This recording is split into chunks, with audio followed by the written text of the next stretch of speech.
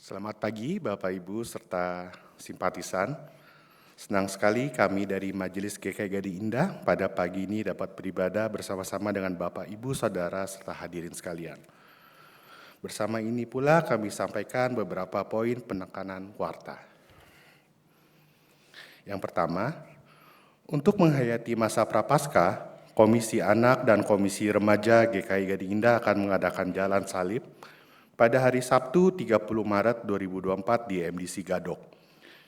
Kita akan berkumpul di penabur pada pukul 6.30 dan kembali pada pukul 3 sore dengan uang kontribusi sebesar 100.000. Silakan melalui pendaftaran melalui guru sekolah minggu dan pengurus komisi remaja atau mengakses link yang tertera pada warta jemaat online. Para orang tua yang mempunyai anak di kelas besar atau remaja dapat mendukung anaknya untuk mengikuti jalan salib ini. Ditunggu pendaftarannya. Warta yang kedua, Malam Puji dan Sabda.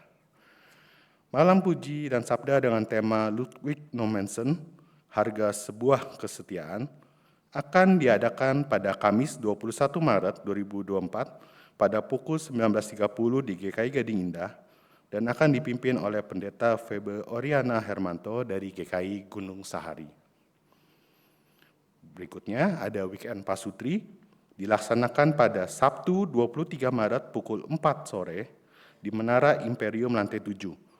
Pendaftaran dapat menghubungi Ibu Trisna atau Ibu Felicia. Informasi lebih lanjut dapat dilihat pada warta jemaat online. Warta berikutnya, persembahan kasih APD dapat diberikan via transfer ke rekening BCA nomor 0948 488 488 dengan menambahkan kode 033 pada nominal atau via amplop yang telah disediakan di meja penyambutan. Amplop dapat mulai diserahkan minggu ini dan pengumpulan akan dilanjutkan sampai 21 April 2024. Yang berikutnya, peneguhan penatua masa pelayanan April 2024 sampai Maret 2027. Akan dilaksanakan pada 24 Maret 2024 pukul 9 di Aula TKK 6 Penabur, dilayani oleh Pendeta Novita. Untuk nama-nama penatua yang mengakhiri dan akan diteguhkan dapat dilihat pada warta jemaat online. Berikutnya, Majelis Jemaat GKI Gading Indah mengingatkan agar jemaat dan simpatisan yang kurang sehat, batuk, pilek, flu, atau demam, agar menjaga protokol kesehatan dengan selalu memakai masker apabila sedang beribadah atau beraktivitas di lingkungan gereja. Demikian pokok warta hari ini. Kebaktian hari ini dengan tema Memilih Jalan Kemuliaan akan dipimpin oleh Pendeta Suhud Setio Wardono, Sekum BPMS GKI. Jemaat dipersilakan untuk bersatu sejenak sebelum ibadah dimulai.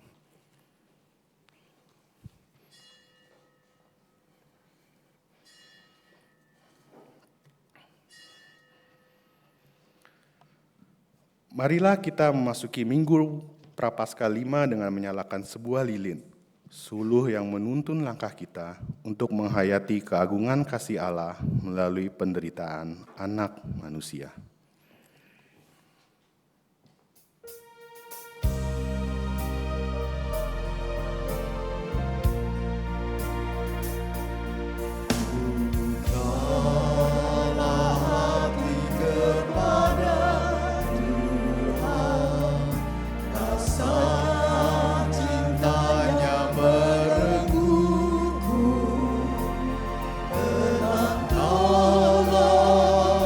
Bersama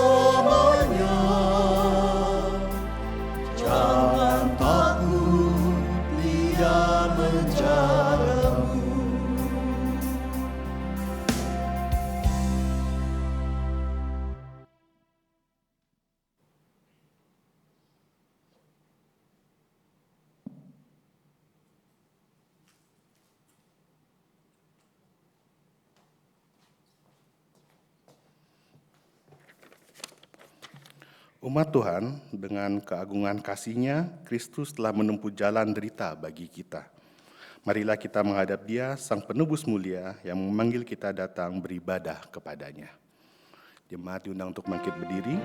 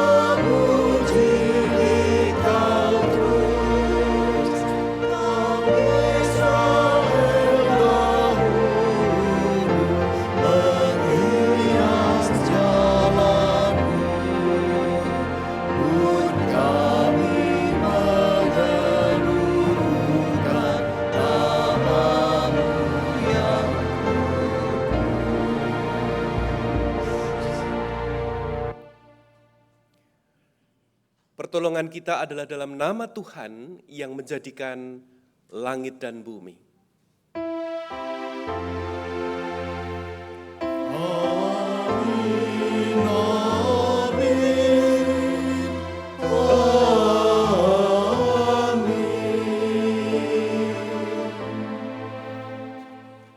Tuhan beserta saudara. Silakan duduk, saudara. Umat yang terkasih, setiap hari kita dihadapkan dengan banyak pilihan. Dari yang sederhana hingga hal-hal yang paling kompleks yang kadang sulit dan tidak mudah untuk diputuskan. Nah, saudara, pada Minggu Prapaskah kelima ini, kita semakin dekat dengan pengenangan akan peristiwa penderitaan dan kematian Yesus. Ia memilih untuk menjadi seperti biji gandum yang mati dan bersedia kehilangan nyawanya, bukan karena ia tidak berdaya, tetapi karena ia memilih setia kepada kehendak Sang Bapa. Apakah kita bersedia meneladani Yesus yang tetap taat dan setia akan pilihannya? Apakah kita mau bertanggung jawab atas segala pilihan hidup kita? Mari saudara, kita memeriksa diri kita di hadapan Allah dan datang dalam doa padanya. Saudara, saya beri kesempatan untuk masuk dalam doa pribadi.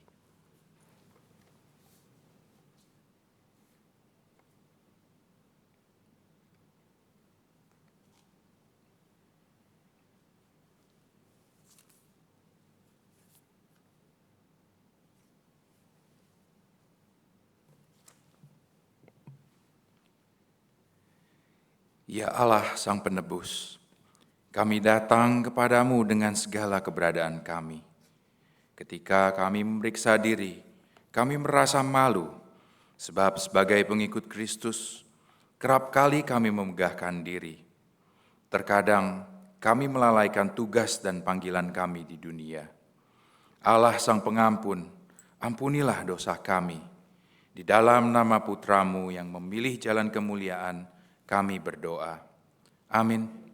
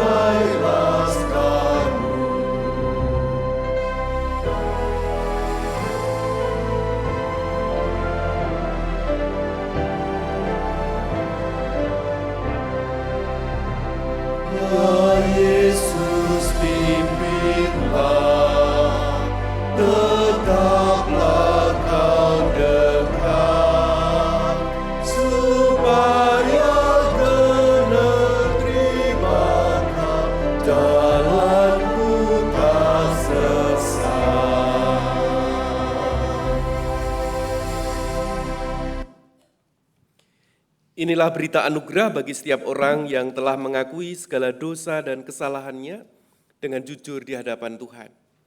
Roma 6 ayat 17 sampai dengan 18 menyatakan, namun syukur kepada Allah, dahulu memang kamu hamba dosa, tetapi sekarang kamu dengan segenap hati telah menaati pengajaran yang telah diteruskan kepadamu.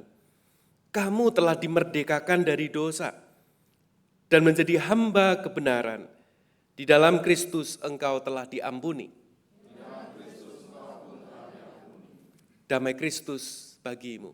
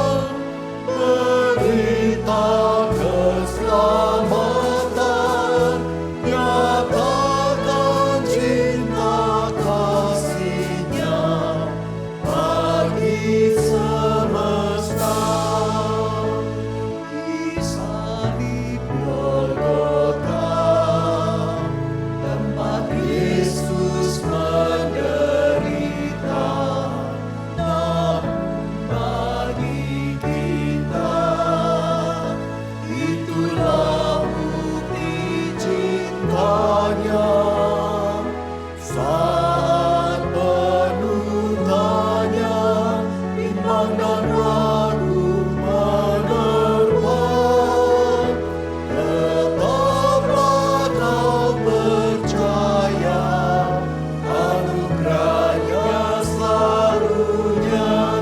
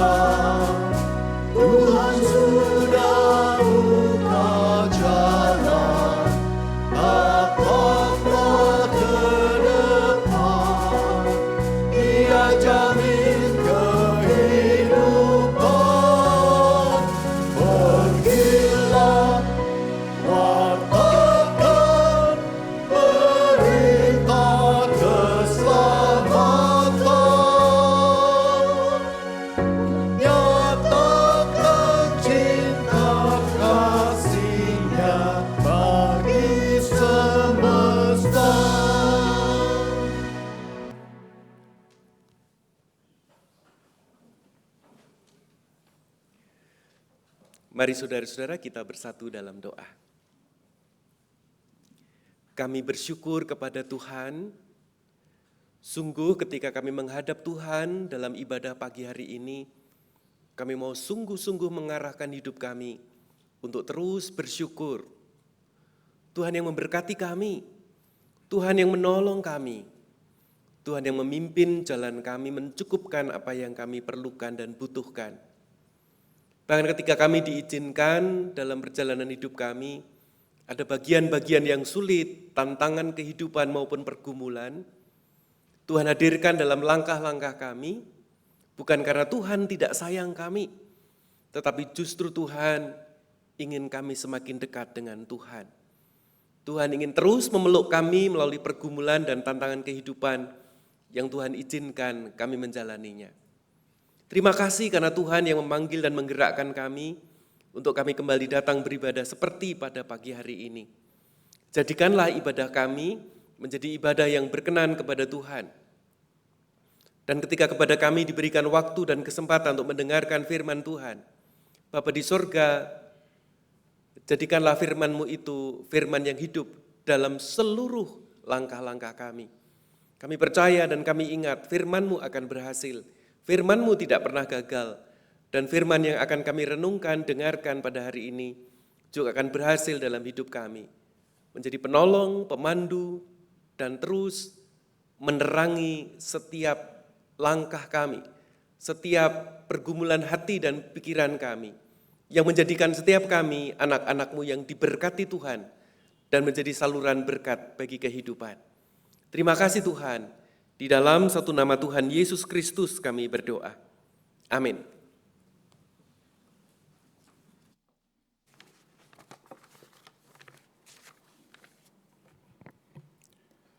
Bacaan pertama, bacaan diambil dari kitab Yeremia 31 ayat 31 sampai 34. Yeremia 31 ayat 31 sampai 34.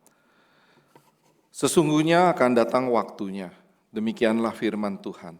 Aku akan mengikat perjanjian baru dengan kaum Israel dan kaum Yehuda, bukan seperti perjanjian yang telah kuikat dengan nenek moyang mereka pada waktu aku memegang tangan mereka untuk membawa mereka keluar dari tanah Mesir. Perjanjianku itu telah mereka ingkari, meskipun aku menjadi tuan atas mereka. Demikianlah firman Tuhan. Tetapi beginilah perjanjian yang kuikat dengan kaum Israel sesudah waktu itu. Demikianlah firman Tuhan. Aku akan menaruh Tauratku dalam batin mereka dan menuliskannya pada hati mereka. Aku akan menjadi Allah mereka dan mereka akan menjadi umatku.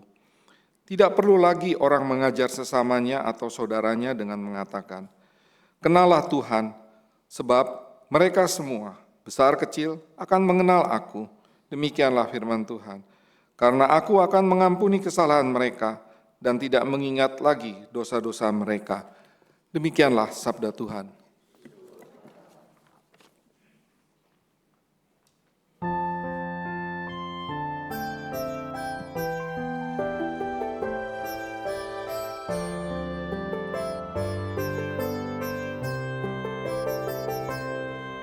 Kasihani aku ya Allah, menurut kasih setiamu, hapuskan pelanggaranku, menurut rahmat-Mu yang besar.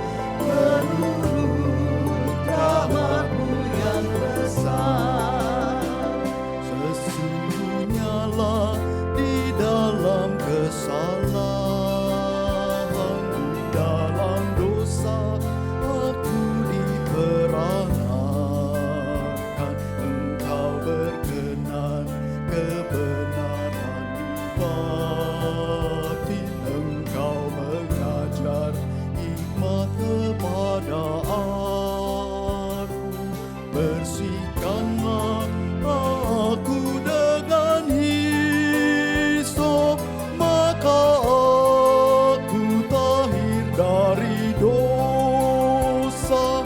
Agar kakiku, maka aku pulih lebih putih daripada salju.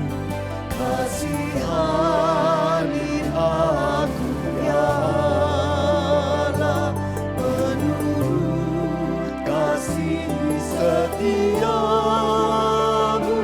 hapuskan pelanggaranku, menurut rahmat-Mu yang besar.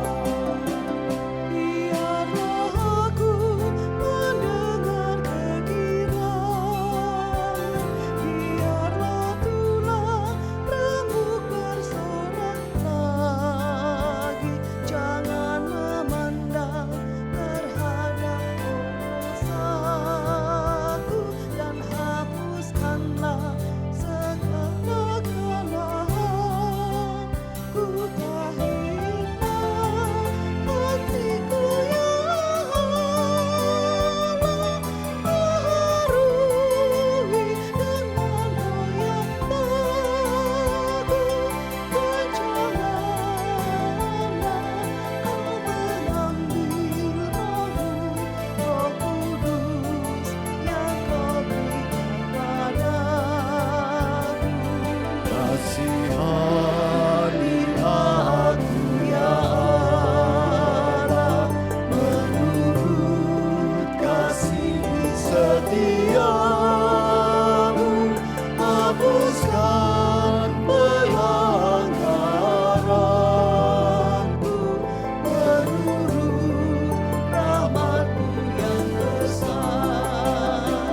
Bangkitkan lagi kegirangan padaku, karena selamat yang Kau beri padaku, dan lengkapilah aku ini ya Tuhan. Lengkapi aku dengan roh yang rela, maka aku ajarkan jalan-Mu pada yang melakukan pelanggaran, agar orang-orang yang berbuat dosa berbalik kepada-Mu ya Tuhan. Kasihani aku ya Allah, menurut kasih setiamu, hapuskan pelanggaranku, menurut rahmat-Mu yang besar.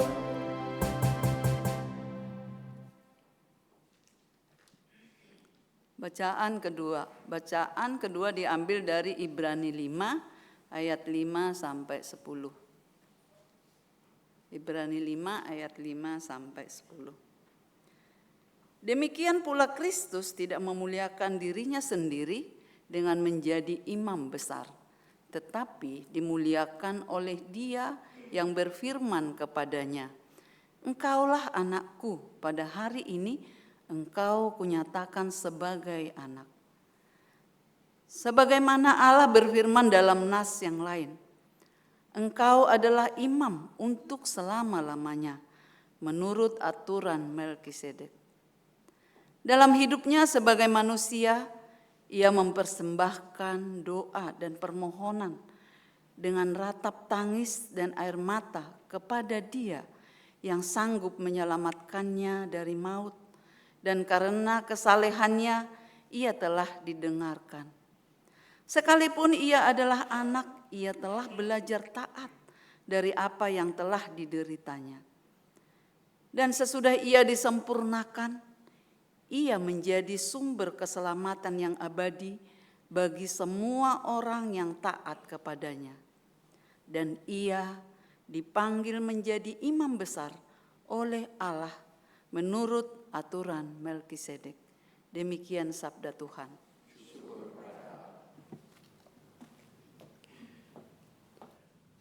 Mari saudara-saudara kita siapkan bacaan Injil Tuhan Yesus Kristus menurut Yohanes pasal 12 ayat 20 sampai dengan 33. Injil Yohanes pasal 12 ayat 20 sampai dengan 33.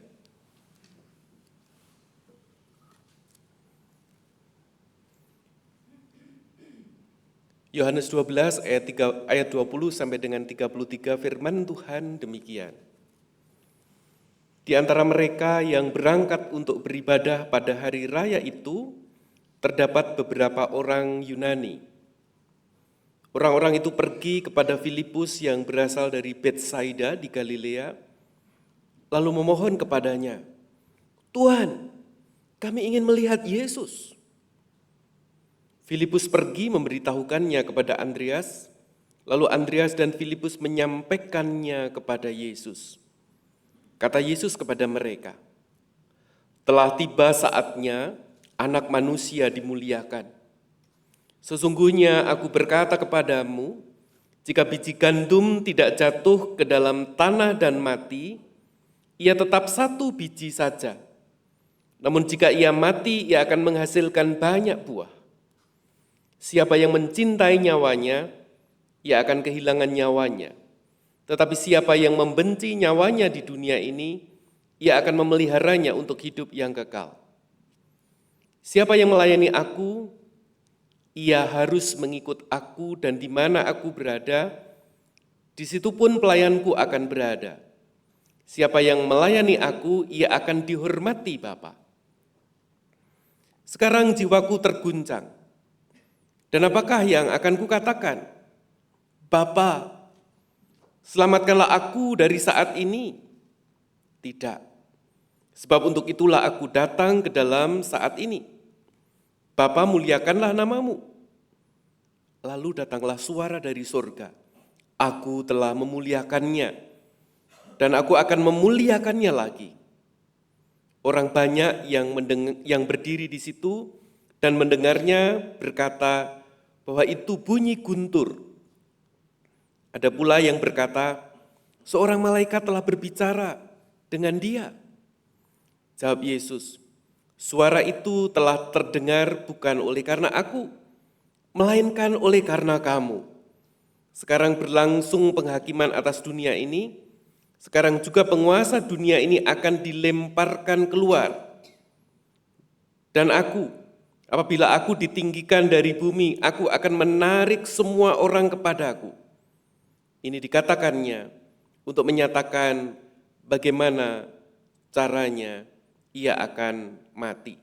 Saudara, demikianlah Injil Tuhan Yesus Kristus. Berbahagialah mereka yang mendengarkan firman Allah dan sekaligus mereka yang memeliharanya. Hosana.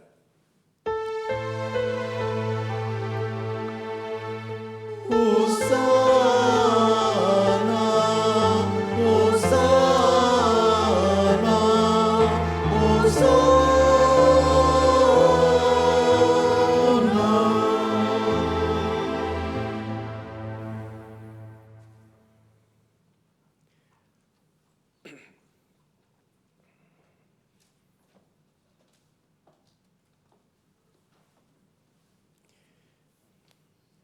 Bapak, Ibu, Saudara-saudara, selamat pagi. Apa kabar hari ini?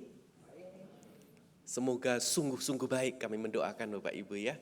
Walaupun hatinya agak gundah gulana, kemarin lagi ke dokter, enggak apa-apa. Kita katakan baik, kita katakan amin. Saudara-saudara, jalan kemuliaan, ada kata penting di sana, mulia. Setiap orang ingin menjadi orang yang mulia, saudara-saudara. Tapi saya ingin katakan kemuliaan atau menjadi orang yang mulia itu, saudara-saudara, punya cara pandang yang berbeda-beda pada diri setiap orang. Ada yang ingin berkata, kalau mulia itu harusnya begini. Orang tua berkata kepada anaknya, kamu kan ingin jadi anak yang mulia, harus begini. Ini pertanyaan yang menarik, saudara-saudara. Bagaimana kita menjadi orang yang sungguh-sungguh mulia? Seperti kemuliaan yang dijalani oleh Tuhan Yesus Kristus. Oh saudara-saudara, ada orang yang mulia, merasa mulia kalau dia bisa punya harta banyak. Atau orang merasa dirinya mulia kalau gelarnya berderet-deret. Ada orang berpikir menjadi orang yang mulia kalau dia bisa meraih jabatan tertentu. Walaupun kadang untuk mendapatkan jabatan itu bisa menghalalkan semua cara. Ada orang berpikir mulia itu kalau bisa ini, bisa itu. Ada contoh sederhana, saudara-saudara. Seorang artis atau pasangan artis di Amerika ketika istrinya melahirkan anaknya, saudara-saudara, suaminya memberi hadiah mobil Ferrari yang harganya kalau dirupiahkan 19 miliar. Saya juga heran Bapak Ibu. Seorang ibu baru melahirkan, dihadiahi Ferrari gitu ya. Terus ibu ini masih menyusui, masih sakit, terus pengen menjajal Ferrari Bapak Ibu ya. Dengan bayinya gitu ya. Kan itu jadi persoalan saudara-saudara ya. Tapi ya enggak apa-apa lah, namanya orang kaya mah bebas gitu ya. Atau saudara-saudara, ada orang kaya dari India, namanya Isa Ambani dan Anand Piramal. Mereka menikah, saudara-saudara. Pernikahannya itu Bapak Ibu, biayanya itu memecahkan rekor paling mahal di dunia. Cuma kalah dengan satu orang, yaitu pernikahan yang fenomenal, yaitu Pangeran Charles dan Putri Diana. Kira-kira biayanya berapa Bapak Ibu? Jadi kalau Putri Diana, Pangeran Charles itu padahal sudah beberapa puluh tahun yang lalu Bapak Ibu. Putri Diana sudah meninggal, itu biayanya 1,5 triliun. Kalau dibelikan kerupuk di ruangan ini enggak muat rasanya Bapak Ibu ya. Gitu ya. Lalu Isa Ambani dan Anand Piramal itu berapa saudara-saudara biaya? 1,4 triliun. Ya sekali lagi, orang kaya mah bebas gitu ya. Tapi itu adalah cara bagaimana orang mengekspresikan, aku ini orang yang berbeda gitu loh. Aku ini orang yang di atas rata-rata, aku ini lebih hebat dari kalian semua. Ada seorang pengacara kondang di Indonesia, saudara-saudara, ketika anaknya berulang tahun 17, dihadiahi mobil sport 9 miliar. Wow. Saya tidak perlu sebut, nanti repot saudara-saudara ya. Ketika anaknya wisuda, saudara-saudara, dihadiahi gedung kantor yang nilainya 20 miliar. Mungkin Bapak Ibu tahu, tapi jangan disebutnya, nanti bisik-bisik siapa Pak Suhud gitu ya. Nanti setelah ibadah, tapi saya tetap tidak akan jawab gitu ya saudara saya. Orang kaya mah bebas. Tapi apakah pertanyaannya, kekayaannya bisa menjadikan saudara dan saya menjadi orang yang mulia? Itu lain soal. Apakah jabatan kita, apakah gelar kita yang berderet-deret bisa menjadikan saudara dan saya orang yang mulia? Itu pertanyaannya. Ada seorang kaya dari Jerman, Bapak Ibu, namanya Adolf Merkel. Pada tahun 2009, sebelum 2009, 2008, saudara-saudara, kekayaannya itu kalau dirupiahkan, Bapak Ibu, nilainya setara dengan sekitar 132 triliun. GKI Gading Indah ada yang segitu enggak Pak? Barangkali ada ya, Pak Glenn ya, ini rekan kami di Klasis Bapak Ibu dulu. Saudara-saudara, pada waktu 2009 itu ada krisis di Eropa, beberapa bank-bank besar itu gulung tikar, tutup. Dan rupanya Bapak Ibu sebagian besar dana dari Adolf Merkel itu berada di saham bank-bank yang bermasalah tadi. Sehingga kekayaannya Bapak Ibu berkurang kira-kira sepertiganya. 40 triliun hilang dalam hitungan bulan. Pertanyaannya saudara-saudara, kira-kira kalau saudara menjadi Adolf Merkel, apakah saudara akan terus fokus kepikiran yang 40 triliun hilang? Atau saudara akan berpikir, oh aku masih punya 90 triliun.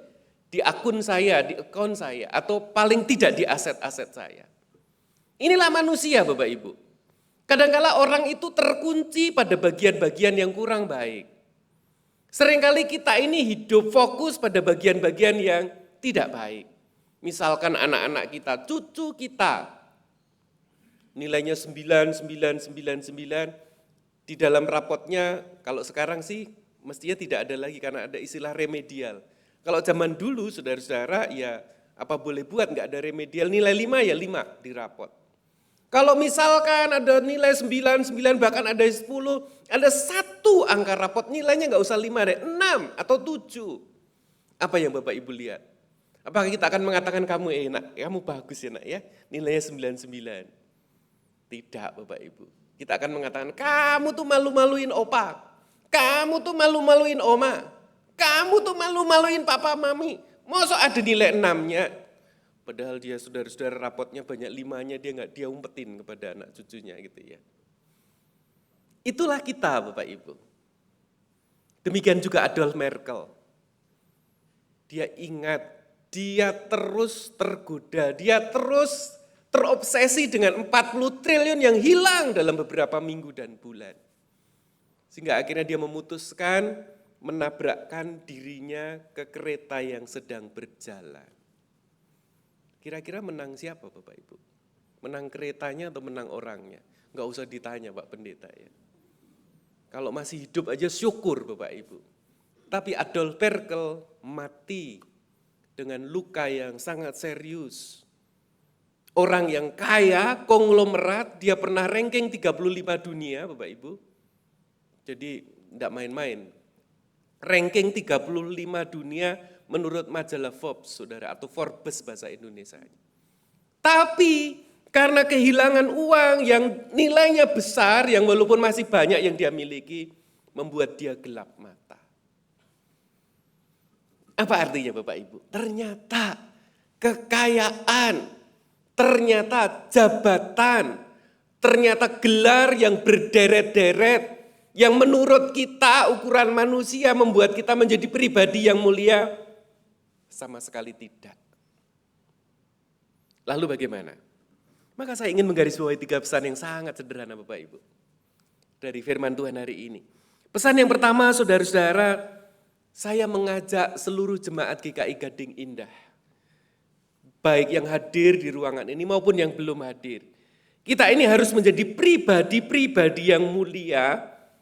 Dan satu-satunya cara adalah dengan meneladani Tuhan kita, Tuhan Yesus Kristus.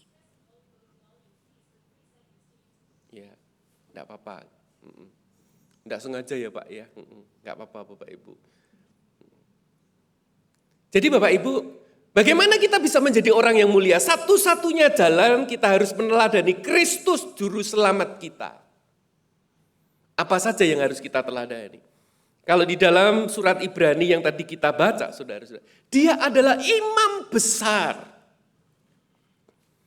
Tetapi sekalipun dia menjadi imam besar, dia menjadi imam besar yang tidak membanggakan jabatan imamnya.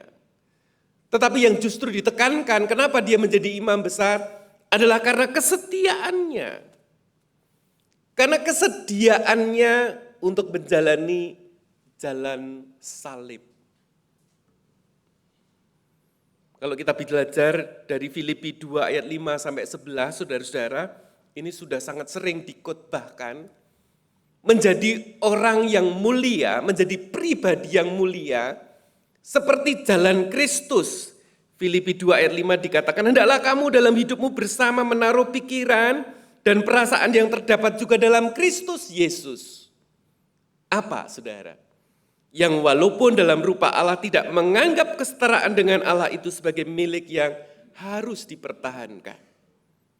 Melainkan telah mengosongkan diri ini.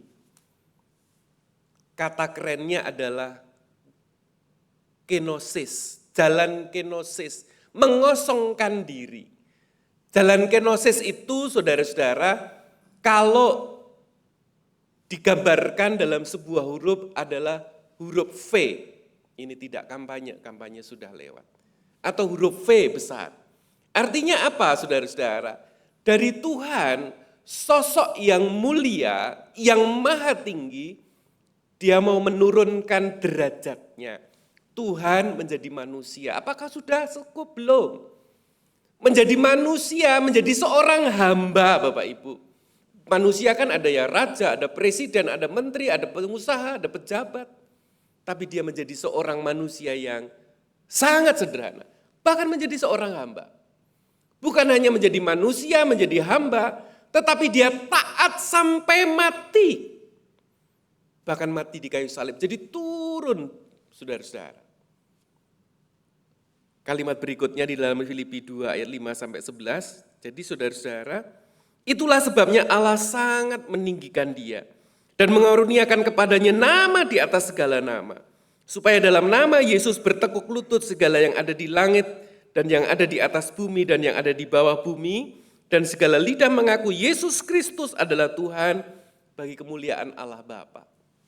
Tuhan menjadi manusia, menjadi hamba, taat sampai mati. Inilah jalan salib, jalan yang menurun, jalan yang merendahkan diri sehingga Tuhan memuliakan dia. Dalam bacaan hari ini, saudara-saudara, dalam Injil Yohanes juga dikatakan, ketika ada orang Yunani, pelayanan Yesus itu sangat terkenal, saudara-saudara. Sehingga menarik perhatian orang untuk berjumpa dengan dia. Ada orang Yunani yang ingin ketemu dengan dia. Bahkan sampai untuk kepada Yesus aja harus lewat Filipus, harus lewat Andreas, ada ring 1, ada ring 2. Apakah Yesus bangga dengan kebanggaan dicari orang? Tidak. Yesus justru menceritakan bahwa biji gandum itu harus mati dipendam.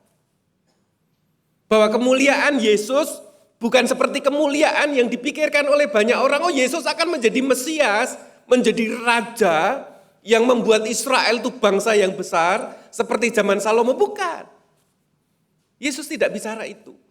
Kemuliaan Yesus bukan bicara Yesus yang hebat, yang dicari semua orang, membanggakan dia. Bahkan saudara-saudara, ada seorang ibu yang berkata, betapa bahagianya ibu yang mengandung orang ini. Bahkan ibu ini mengatakan, betapa bahagianya air susu yang diberikan kepada Yesus ini. Saudara tahu, Yesus mendengar ibu yang berkata demikian. Dan dia tidak membiarkan kalimat itu menyesatkan banyak orang. Yesus menoleh dan berkata kepada ibu, bukan. Yang berbahagia bukan ibu, bukan air susu. Saudara tahu kalimatnya? Apa yang dikatakan Yesus kepada ibu itu? Kalimat ini menjadi kalimat penting dalam ibadah GKI setiap hari Minggu. Ada yang tahu? Yang berbahagia adalah setiap orang yang mendengarkan firman Allah dan yang memeliharanya. Jadi orang yang mulia adalah orang yang mendengarkan firman Allah dan yang memelihara. Artinya apa Bapak Ibu? Kalau begitu kita ingin menjadi orang yang mulia, kita ingin meneladani Yesus. Yesus yang mau merendahkan diri, Yesus yang mau setia menjalani proses kesengsaraan. Dan ini pula yang ingin saya katakan dalam khotbah pagi hari ini. Bapak Ibu, hari ini mungkin kita datang ke gereja, ada persoalan yang berat. Persoalan usaha, persoalan bisnis, persoalan relasi yang sedang tidak baik-baik saja dengan suami, dengan istri, dengan saudara. Persoalan sakit, persoalan apapun saudara-saudara. Dan seringkali hidup kita terkuras habis untuk memikirkan persoalan itu. Hidup kita benar-benar terganggu oleh bagian-bagian yang mengguncangkan hidup kita. Mari saudara-saudara kita belajar pada Yesus. Yesus tidak gentar bahkan ketika dia tahu dia harus menjalani penyaliban. Yesus tidak takut, walaupun juga takut, tapi dia tidak menyerah dan kalah ketika dia harus menghadapi kematian yang paling kecil. Kita belum disalib Bapak Ibu. Kita belum mengalami disalib seperti Yesus di siang hari yang panas, yang menguras energi. Kita mungkin hari ini baru mengalami bagian-bagian hidup yang sederhana. Jangan menyerah. Mari tetap setia. Persoalan itu adalah bagian kecil yang Tuhan izinkan. Saudara akan berproses bersama dengan Tuhan. Saya punya istilah yang sangat sering saya sampaikan dalam khotbah saya, dan saya ingin membaginya. Persoalan, pergumulan yang dihadirkan Tuhan dalam hidup saya dan saudara, itu adalah hadiah terbaik bagi saudara. Gimana Pak Pendeta? Ya memang begitulah Bapak Ibu. Kalau orang diberkati banyak Bapak Ibu, kalau kita diberkati rezeki, kesehatan, saudara-saudara, kita pikir ini mah biasa. Bahkan seringkali saudara-saudara kalau kita menerima bagian-bagian yang luar biasa, kita lupa kita tidak lagi bergantung kepada Tuhan. Tapi lain soal kalau kepada kita diperhadapkan persoalan yang berat.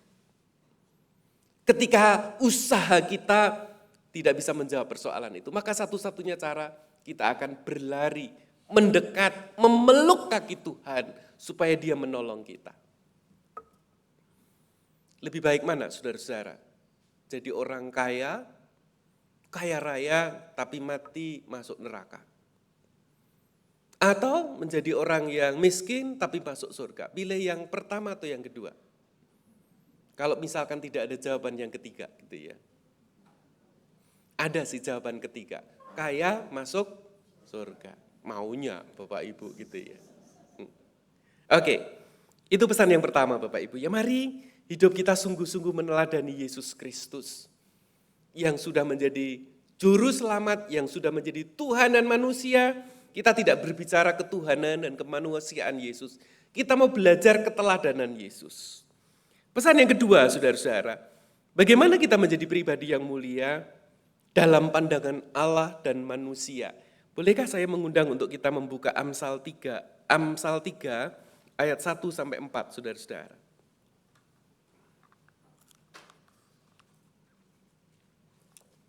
Amsal 3 ayat 1-4, saya akan membaca ayat yang ganjil, Bapak Ibu membaca ayat yang genap.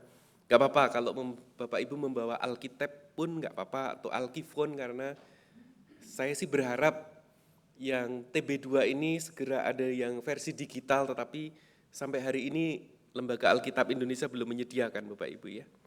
Jadi masih ada yang terjemahan lama. Amsal 3 ayat 1-4, saya membaca yang ganjil, Bapak Ibu bersama-sama membaca ayat yang genap. Hai anakku, janganlah engkau melupakan ajaranku dan biarlah hatimu memelihara perintahku.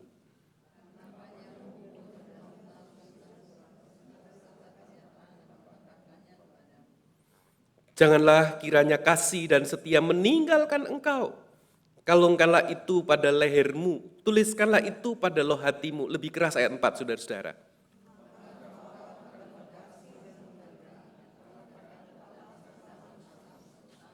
Amin, saudara. Amin.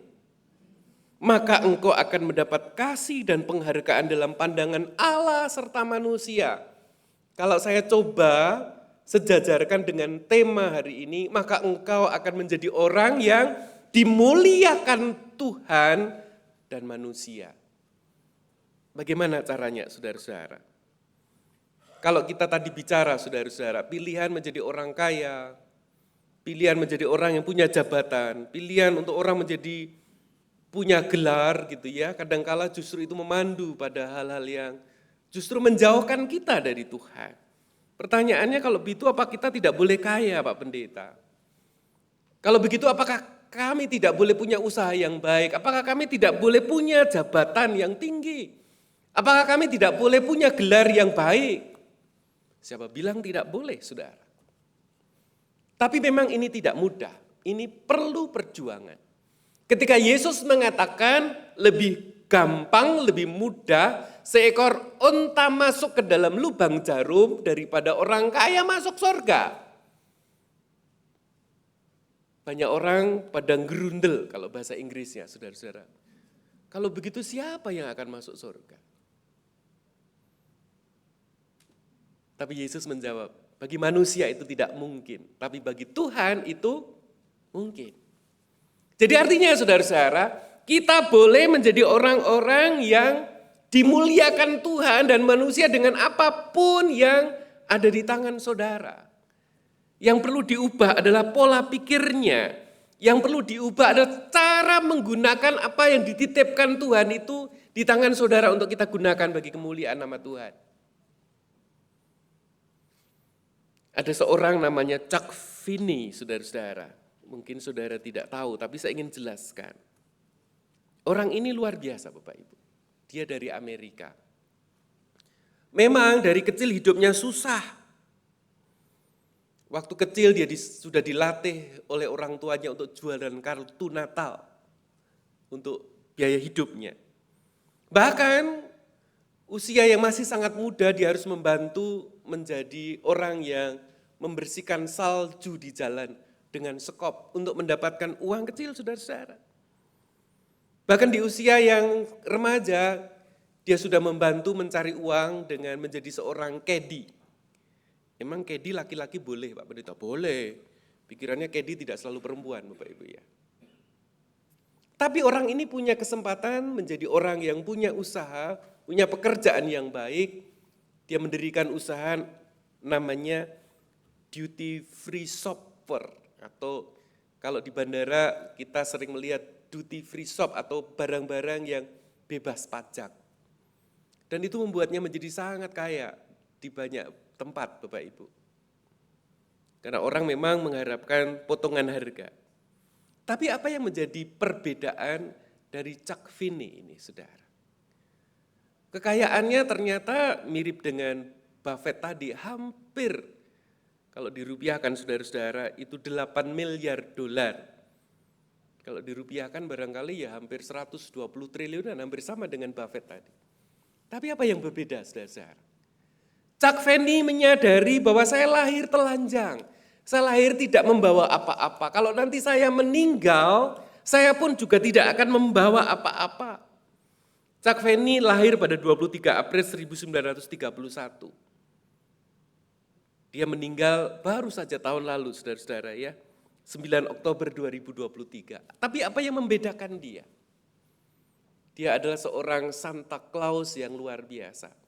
Secara diam-diam, dia mengambil uangnya dari perusahaan sedikit demi sedikit, bukan untuk dirinya sendiri, untuk membantu orang lain, untuk membantu pihak lain dengan cara yang rahasia. Kampusnya dibantu, sekolahnya dibantu, dia membantu rumah sakit. Bahkan saudara-saudara ketika dihitung uang yang disumbangkan itu akhirnya terdata, hampir mencapai 100 triliun. Lalu, Bapak Ibu, ini orang bilang ini tragis, tapi memang ini sebuah pilihan yang tidak mudah. Chuck Finney menghabiskan sebagian besar uangnya untuk membantu orang lain. Bahkan ketika dia meninggal tahun yang lalu, saudara-saudara, dia tinggal di sebuah apartemen kontrakan yang kecil. Dia juga tidak mau memiliki mobil mewah yang mahal, saudara-saudara. Bahkan ketika kemudian dia meninggal, asetnya bukan lagi triliun. Asetnya tinggal sekitar, kecil saudara-saudara ya, tinggal sekitar 2 juta dolar. Kalau dirupiahkan mungkin sekitar 30 miliar saja. Bapak Ibu saudara-saudara, kita mungkin tidak harus menjadi seorang Chuck Finney yang memberikan semuanya untuk orang lain, untuk Tuhan.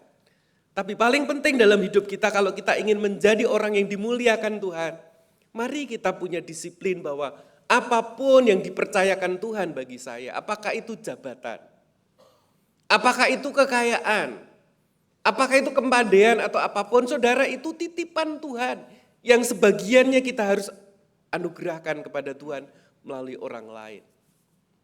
Karena saudara-saudara, ingat, hidup ini sangat cepat. Hidup ini bukan kekal. Orang yang paling tua di dunia saat ini usianya tidak lebih dari 116 tahun, Bapak Ibu. Bapak Ibu mau punya usia 116 tahun? Saya tanya kepada jemaat, nggak ada yang mau. Kenapa? Kenapa nggak mau, Pak atau Bu? Temannya sudah mati semua, sudah meninggal semua, kesepian, terus tinggal di tempat tidur, cuma gini doang gitu ya saudara-saudara ya. Ya saya juga nggak mau sampai 116 tahun, ya saya doakan Bapak Ibu bisa walaupun panjang umurnya, tapi kan jangan sampai 120 tahun yang menyusahkan gitu, jangan mau Bapak Ibu ya. Artinya apa saudara-saudara? Ada waktu yang lebih panjang kita tidak akan ada di dunia ini. Kalau tahun Masehi, tahun ini 2024, sebelum Masehi itu ada lebih banyak tahun, kita tidak tahu. Dan kita tidak tahu berapa lama lagi dunia ini akan ada. Artinya ada tahun-tahun yang lebih lama kita tidak akan ada di dunia ini. Dan tahun-tahun itu, saudara, waktu-waktu itu ditentukan apa yang kita kerjakan hari ini. Kalau kepada kita dipercayakan rezeki, dipercayakan jabatan, dipercayakan pekerjaan atau talenta apapun, mari jangan kita simpan sendiri. Gunakan itu untuk menjadi inspirasi bagi kehidupan. Saya punya cerita satu lagi, saudara-saudara. Namanya Coach Joseph Sitilapili. Dia dari India, dia punya 2 perusahaan, saudara-saudara. Perusahaan pertama namanya Wonderla, mirip dengan perusahaan kalau di Indonesia Waterboom kira-kira gitu ya, tempat wisata, karena India jumlah penduduknya di atas 1 miliar, jadi orang butuh hiburan. Perusahaan yang lain karena di India itu banyak industri, saudara-saudara, listrik itu kalau malam banyak perusahaan beroperasi, listrik itu up and down, sehingga dia membuat perusahaan stabilizer voltase. Tapi 2 perusahaan itu membuatnya menjadi sangat kaya raya, walaupun tidak sampai 100 triliun, kekayaannya hampir mencapai 20 triliun. Dia ranking 1000 sekian menurut majalah Forbes. Dia orang Kristen. Dan kenapa saya cerita, ini yang membedakan. Kalau kita sudah memasuki usia pensiun, banyak orang, oh kalau pensiun tetaplah bekerja, tetaplah berkarya. Itu tidak salah Bapak Ibu. Tapi jangan sampai ketika kita usia pensiun, kita tidak ingin melepaskan hidup duniawi kita. Coach Joseph memilih ketika dia memasuki usia 60, dia berikan perusahaannya kepada kedua anaknya untuk meneruskannya. Lalu apa yang dia lakukan? Dia gunakan uang yang menjadi bagian dia yang bisa dia gunakan untuk menjadi pelayan-pelayan sosial, pelayan-pelayan gereja. Bahkan bukan hanya itu Bapak Ibu, usia 60 dia masuk rumah sakit bukan karena sakit. Tapi dia memutuskan mendonorkan salah satu ginjalnya kepada orang yang sama sekali dia tidak kenal. India itu adalah negara daratan Bapak Ibu. Sehingga transportasi logistik banyak dikirim melalui jalur darat. Kereta dan truk paling banyak truk saudara-saudara. Banyak supir truk yang harus jalan malam. Supaya matanya melek saudara-saudara, maka diganjel suplemen apapun dan itu merusak ginjalnya. Ada ratusan ribu orang diperkirakan saudara-saudara, mereka mengalami gagal ginjal. Dan Coach Joseph Sitilapili memilih, dia mendonasikan ginjalnya kepada orang yang dia tidak kenal. Penerimanya adalah seorang sopir truk yang masih muda, yang anaknya masih kecil-kecil. Apa yang ingin saya katakan? Bukan hanya uangnya yang dia gunakan untuk memuliakan Tuhan. Bahkan tubuhnya, sebagian organ tubuhnya bisa dibagi kepada orang lain. Bapak Ibu saya tidak ingin meminta, oh nanti besok pagi rame-rame ngantri yuk donor ginjal. Tidak harus begitu juga Bapak Ibu. Tapi prinsip bahwa hidup kita bukan hanya untuk diri kita, hidup kita bukan hanya untuk keluarga kita. Banyak orang mengatakan, oh aku melakukan ini untuk anak-anak saya Pak Pendeta. Saudara akan menjadi orang yang paling menyesal. Ketika kita mati-matian untuk memberikan yang terbaik untuk anak-anak kita, ketika kita menjadi lansia, mereka tidak pernah mengunjungi kita. Sebetulnya bukan karena mereka tidak sayang Bapak Ibu. Karena zaman sekarang ini hidup ini semakin keras. Pekerjaan semakin menguras waktu sehingga anak-anak tidak punya waktu untuk hadir bagi orang tuanya. Pesan yang kedua, menjadi pribadi yang mulia dalam pandangan Allah dan manusia. Tuhan menitipkan rezeki, Tuhan menitipkan pekerjaan, Tuhan menitipkan apapun yang ada di tangan saudara. Ingat, gunakanlah itu untuk memuliakan Tuhan. Tuhan tidak meminta semuanya, saudara-saudara. Tapi ingat di rezeki yang di tangan saya, ada rezeki yang Tuhan titipkan untuk kita teruskan kepada orang lain. Maka kita akan menjadi orang yang dimuliakan Tuhan dan manusia. Pesan yang terakhir Bapak Ibu. Menjadi pribadi-pribadi yang mulia, dimulai dari hal-hal yang kecil dan sederhana. Mungkin ada di antara Bapak Ibu di ruangan ini merasa, saya kan udah lanjut usia Pak Pendeta.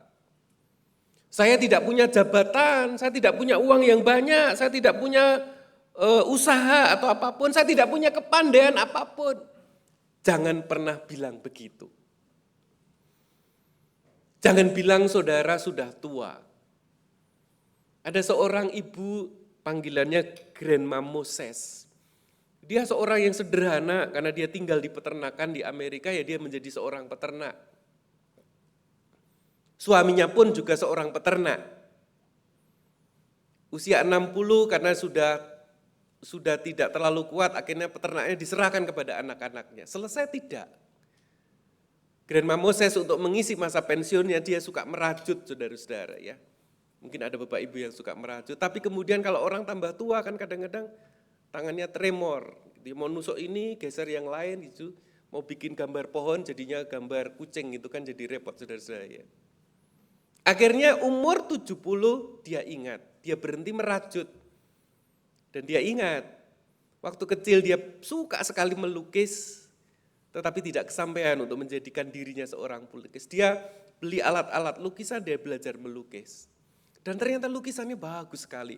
Walaupun tremor, tapi justru itu membuat lukisannya semakin indah, Bapak Ibu. Dan gak main-main, Bapak Ibu. Lukisannya itu ketika dipajang menarik perhatian orang. Dan lukisannya itu kemudian ada yang dijual $100, ada lukisan yang paling mahal, bahkan ketika dilelang, angkanya, nilainya, ada yang mencapai 1 miliar. Grandma Moses masih terus melukis sampai usia 96 tahun, sampai dia tidak bisa melukis lagi. Artinya, Grandma Moses memulai karirnya yang sesungguhnya pada usia 70 tahun. Artinya apa Bapak Ibu? Kalau Bapak Ibu hari ini 60 tahun, jangan bilang aku udah tua.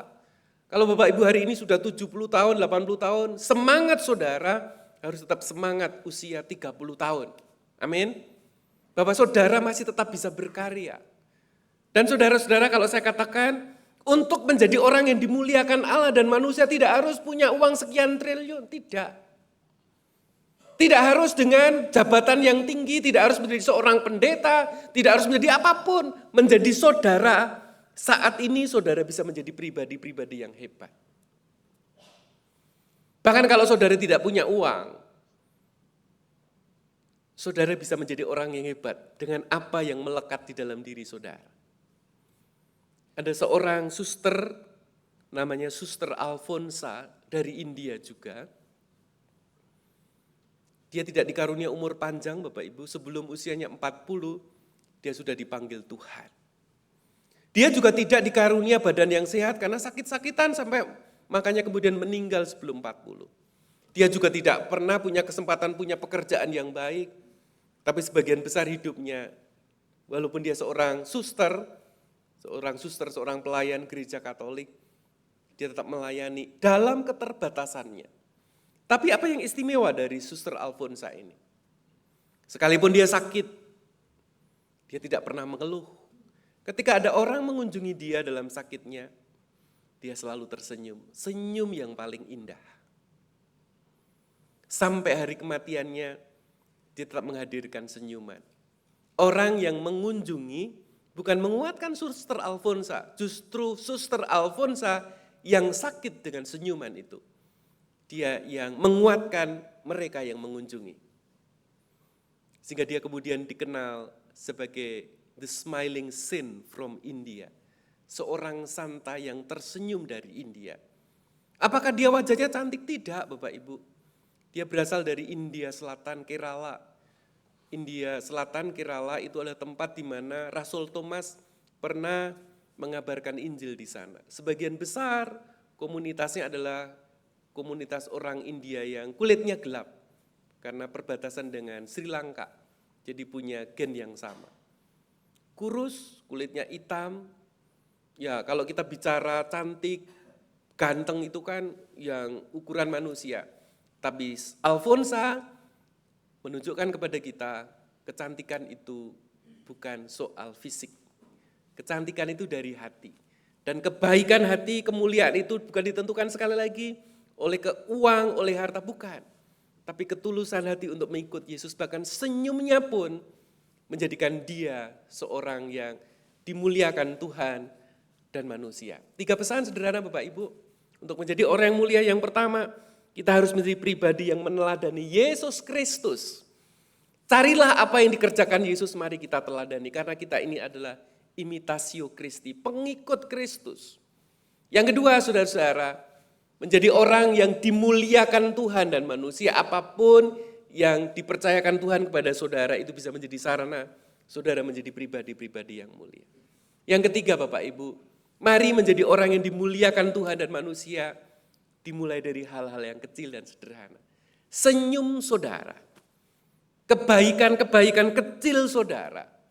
Ketika kita tidak mudah menjadi orang yang reaktif, ketika kita tidak menjadi orang yang mudah menghakimi orang lain, ketika orang lain melakukan tidak seperti yang kita kehendaki, kita belajar sabar, kita belajar toleran, kita bisa memahami dia. Saudara sudah melakukan hal yang besar, baik bagi diri saudara, keluarga kita, maupun gereja kita. Tuhan menolong, Tuhan memperlengkapi dan memberkati setiap Bapak Ibu dan saudara di ruangan ini. Amin. Kita masuk saat teduh, saudaraku.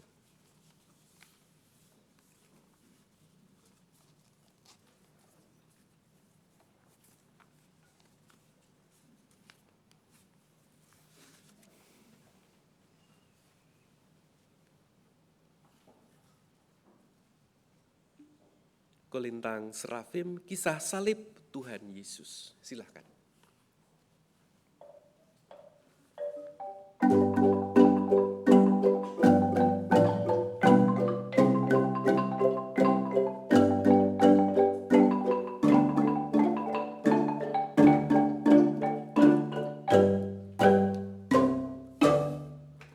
Pernahkah kau renungkan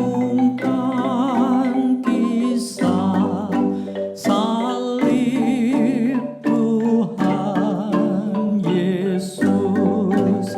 Darahnya mengalir dari rusuk untuk menghapus dosa. Yesus menderita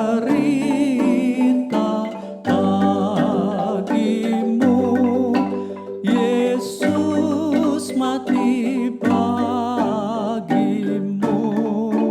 Cinta yang ajaib bagimu, Yesus mati bagimu.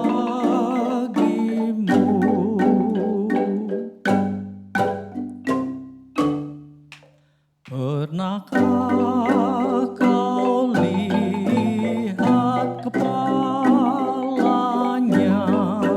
bermahkota duri? Mereka tak tahu apa yang diperbuat. Ampunilah ya Bapa. Yesus menderita bagimu, Yesus mati bagimu. Cinta yang ajaib bagimu, Yesus mati bagimu.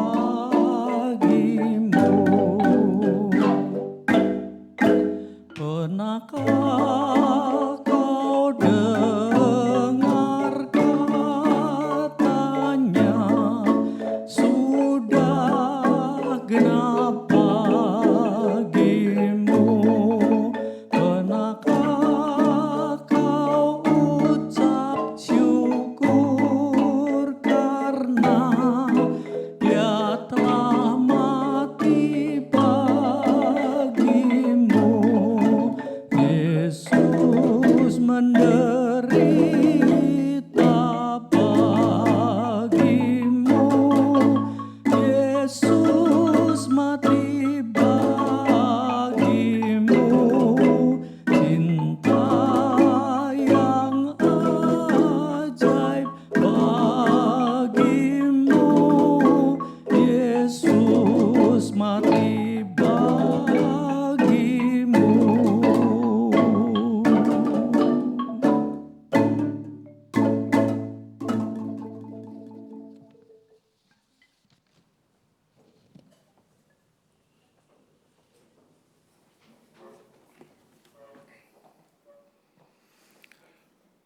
Marilah kita bersama dengan umat Allah di masa lalu, masa kini, dan masa depan mengingat pengakuan pada baptisan kita menurut pengakuan iman rasuli. Aku percaya kepada Allah, Bapa yang Maha Kuasa, Khalik langit dan bumi, dan kepada Yesus Kristus, Anaknya yang tunggal Tuhan kita, yang dikandung dari Roh Kudus, lahir dari anak darah Maria, yang menderita sengsara di bawah pemerintahan Pontius Pilatus, disalibkan, mati dan dikuburkan, turun dalam kerajaan maut. Pada hari yang ketiga, bangkit pula dari orang mati, naik ke surga, duduk sebelah kanan Allah, Bapa yang Maha Kuasa, dan dari sana Ia akan datang untuk menghakimi orang yang hidup dan yang mati. Aku percaya kepada Roh Kudus, gereja yang kudus dan am, persekutuan orang kudus, pengampunan dosa, kebangkitan orang mati, dan hidup yang kekal. Amin.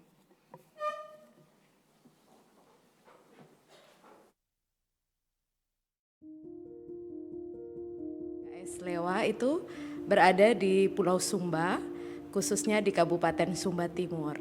Dan di Kecamatan Lewa itu jaraknya kurang lebih 60 km dari pusat kota kabupaten. Ya cukup jauh. Kurang lebih ada 630 mahasiswa, ya cukup banyak ya, cukup signifikan jumlahnya sekarang ini gitu. Beberapa atau hampir sebagian mahasiswa menunggak itu selalu memberikan kebijakan. Jadi mahasiswa-mahasiswi itu tidak cuti, tapi mereka tetap melanjutkan perkuliahan. Jadi ketika orang tua mereka sudah mengirim mereka uang, mereka bisa membayar uang kuliah. Itu selalu menunggak, tapi kami tetap memberikan ruang kepada mereka untuk tetap berkuliah. Waktu yang lalu, mungkin 10-an tahun yang lalu, ada bantuan berupa komputer, bangunan perpustakaan dari pemerintah. Tetapi sekarang tidak dalam kondisi yang baik, khususnya perpustakaan kami mengalami kerusakan karena tembok-temboknya sudah retak karena gempa. Jadi kami saat ini masih bergumul dengan bagaimana kami merenovasi bangunan itu supaya dia menjadi baik kembali dan tidak mengganggu. Dengan berjalannya waktu, jumlah mahasiswa kami mulai bertambah dan terpaksa ruang yang kami gunakan untuk ruang komputer atau lab komputer itu dibongkar dan dijadikan aula karena kondisi komputer juga sudah rusak semua begitu. Jadi terpaksa anak-anak menggunakan laptop sendiri, tetapi tidak semua memiliki. Jadi misalnya satu kelas yang punya laptop ya maksimal 2 orang atau 3 orang. Jadi ketika mereka mengerjakan tugas, mereka mengetiknya di handphone ya. Ada yang punya ya, ada yang tidak juga. Jadi mereka istilahnya nebeng sama temannya.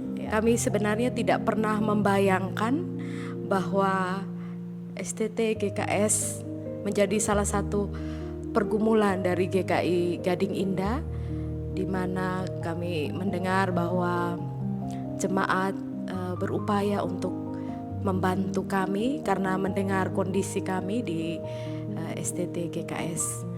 Kami sebagai Sivitas Akademika STT GKS mengucapkan terima kasih yang sedalam-dalamnya, yang sebesar-besarnya kepada seluruh anggota jemaat GKI Gading Indah. Saudara-saudari, hidup kita dan anak-anak kita sangat dekat dengan teknologi.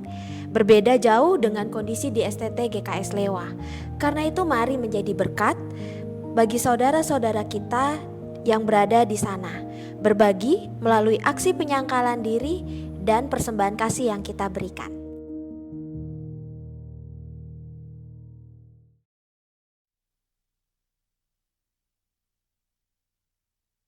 Bapak Ibu Saudara, mari kita naikkan doa syafaat kita.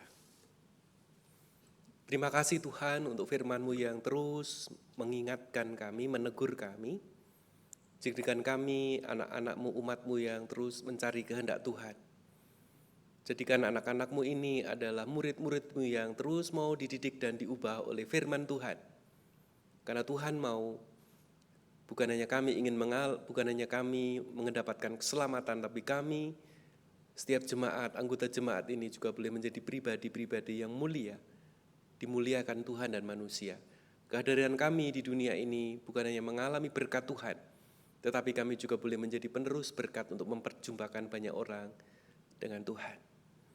Bapak Surgawi, kami berdoa untuk setiap anggota jemaat maupun simpatisan GKI Gading Indah yang saat ini sedang bergumul dengan berbagai kesulitan, apakah itu pekerjaan, usaha, keluarga maupun sakit penyakit. Tuhan tetap menyatakan cinta-Mu kepada saudara-saudara kami ini, menguatkan, meneguhkan untuk kami tidak menyerah dan kalah. Tapi kami akan terus berjalan dan mencari Tuhan. Dan kalau boleh Tuhan yang menolong kami, Tuhan yang mengulurkan tangan-Mu, supaya kami juga melihat kebaikan Tuhan, solusi dari setiap persoalan-persoalan kami. Kami berdoa juga untuk gereja Tuhan di tempat ini, untuk setiap pelayanan yang dikerjakan, setiap program pelayanan yang dipilih, bahkan juga untuk aksi Paskah yang saat ini sedang dipikirkan dan dikerjakan oleh panitia, dan juga untuk seluruh anggota majelis jemaat, para pendeta, pendeta emeritus, pendeta yang masih aktif, dan juga seluruh penatua dan keluarga mereka. Berkati Tuhan, anugerahkan hikmat kepada setiap pribadi dan keluarga ini, untuk menjadikan gereja ini, gereja yang luar biasa menghadirkan pekerjaan-pekerjaan Tuhan. Kalau pada hari ini juga majelis jemaat akan mengadakan persidangan majelis, Tuhan yang menolong sehingga setiap keputusan juga boleh menjadi alat untuk menghadirkan pekerjaan Tuhan. Juga untuk peneguhan penatua pada 24 Maret minggu depan, Tuhan yang akan menolong sehingga para penatua yang baru ini juga boleh menjadi pelayan-pelayan-Mu yang setia dan berhikmat. Kami doakan juga untuk setiap pergumulan yang terjadi di gereja kami, bangsa dan negara kami, Tuhan yang terus menghadirkan pertolongan-Mu bagi kami. Terima kasih Tuhan. Kami doakan juga untuk para orang tua lanjut usia di tengah-tengah anggota jemaat kami, ketika para orang tua kami mengalami keluhan sakit fisik, kondisi tubuh yang melemah, jangan biarkan kami terkunci dalam pikiran, dalam kelemahan dan kesulitan kami. Ingatkan para orang tua kami bahwa Tuhan sudah menolong perjalanan kami sekian puluh tahun. Dan Tuhan sudah menyatakan Tuhan itu baik. Dan kami juga akan tetap percaya sekalipun dalam kondisi fisik yang lemah, kondisi sakit, kami tetap akan percaya kepada Tuhan. Kami akan tetap mengatakan Tuhan itu baik. Kami doakan juga untuk para orang tua yang dipercaya Tuhan mendidik anak-anak mereka. Jadikanlah para orang tua ini teladan-teladan iman bagi anak-anak Tuhan yang Tuhan titipkan kepada kami. Kami doakan untuk anak-anak kami yang masih duduk di bangku sekolah, kuliah, yang sudah bekerja baik yang ada di Jakarta maupun di luar kota. Tuhan yang melindungi, Tuhan yang memberkati, Tuhan yang menjaga anak-anak kami. Kami doakan juga untuk orang-orang muda kami yang sedang bekerja, meniti karir mereka, berkatilah. Kami doakan juga untuk orang-orang muda yang merindukan pasangan hidup, Tuhan, kami sungguh memohon perjumpakanlah anak-anak-Mu ini dengan teman-teman hidup yang sepadan, yang terbaik, sehingga mereka juga boleh menghayati dan bersyukur dan semakin memuliakan Tuhan. Inilah doa kami yang kami sampaikan kepada Tuhan, yang kami alaskan di dalam satu nama Tuhan Yesus Kristus, yang juga telah mengajarkan kepada kami menaikkan doa Bapa kami demikian. Bapa kami yang di sorga, dikuduskanlah nama-Mu, datanglah kerajaan-Mu, jadilah kehendak-Mu di bumi seperti di sorga. Berikanlah kami pada hari ini makanan kami yang secukupnya, dan ampunilah kami akan kesalahan kami, seperti kami juga mengampuni orang yang bersalah kepada kami. Dan janganlah membawa kami ke dalam pencobaan, tetapi lepaskanlah kami daripada yang jahat. Karena Engkau yang punya kerajaan dan kuasa dan kemuliaan sampai selama-lamanya. Amin.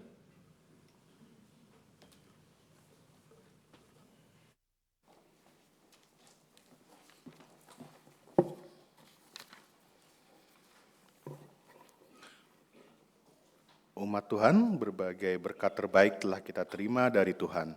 Oleh karena itu, sebagai ungkapan rasa syukur, marilah kita memberikan persembahan yang terbaik kepadanya dengan mengingat firman Tuhan di dalam 2 Korintus 8 ayat yang ke-12. Sebab jika kamu rela untuk memberi, maka pemberianmu akan diterima. Kalau pemberianmu itu berdasarkan apa yang ada padamu, bukan berdasarkan apa yang tidak ada padamu.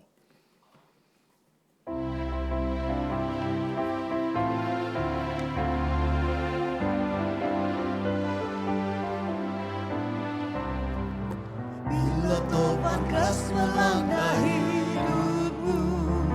Bila putus asa dan letih lesu, berkat Tuhan satu-satu hitunglah.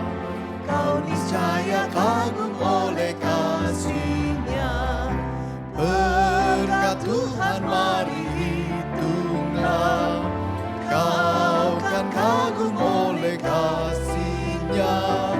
Berkat Tuhan mari hitunglah. Kau niscaya kagum oleh kasih-Nya. Adakah beban membuat kau benar? Salib yang kau pikul menekan berat. Hitunglah berkatnya pasti kau lega, dan bernyanyi terus penuh bahagia. Berkat Tuhan mari hitunglah. Kau kan kagum oleh kasih-Nya. Berkat Tuhan mari hitunglah. Kau niscaya kagum oleh kasih-Nya.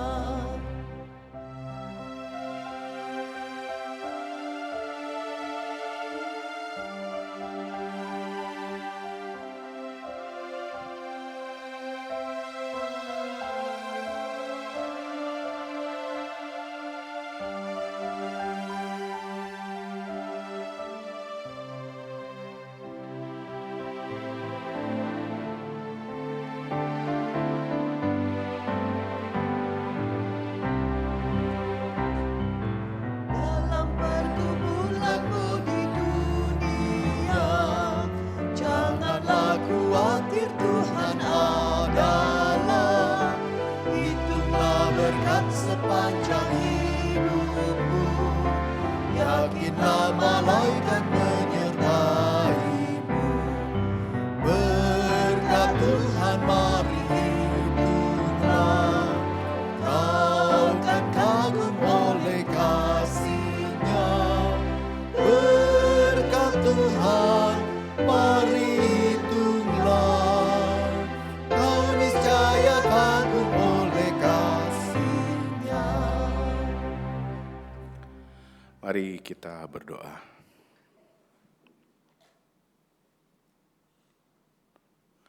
Allah Trinitas, oleh karena perjalanan derita dan kematian Yesus Kristus yang mulia, kami dapat merasakan kasih-Mu.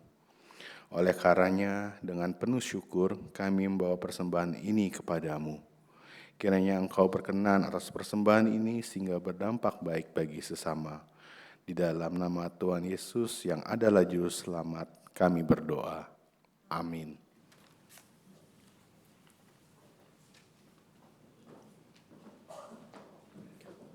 Umat Tuhan,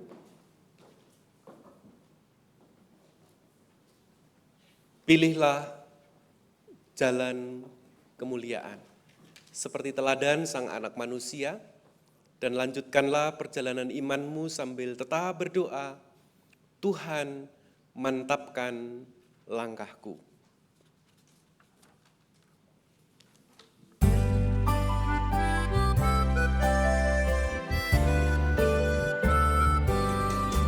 Daki jalan mulia, tetap doaku inilah, ke tempat tinggi dan teguh, Tuhan mantapkan langkahku. Ya Tuhan, Engkau diriku lebih dekat kepadamu, di tempat tinggi dan teguh, Tuhan mantapkan langkahku. Ku tidak mau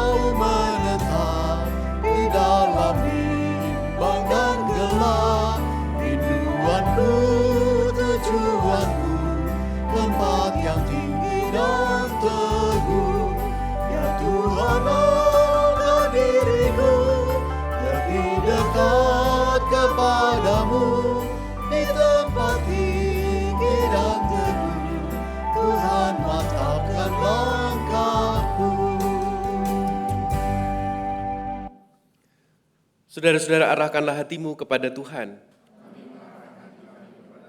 Jadilah saksi Kristus. Terpujilah Tuhan.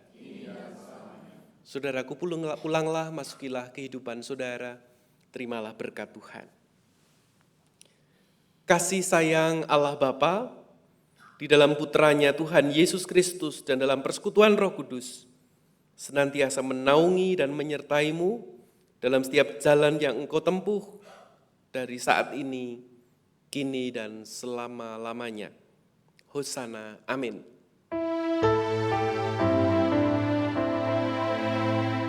Hosana,